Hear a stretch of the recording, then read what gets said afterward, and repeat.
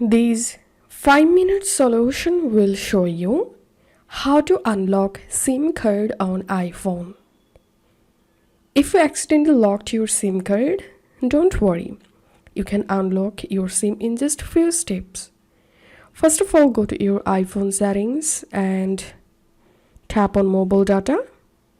Tap on SIM pin. And note one thing, that to unlock or activate your SIM again, you must need your SIM card PUK number. To get the PUK number, contact with SIM customer support and collect your SIM PUK number. Then verify your PUK number, then you will jump into this page. Now from here, all you have to do is just toggle the switch off for SIM pin and enter here the pin number, and that's how we can unlock SIM card on iPhone. If you find this video helpful, don't forget to subscribe 5-minute solution. See you in the next video.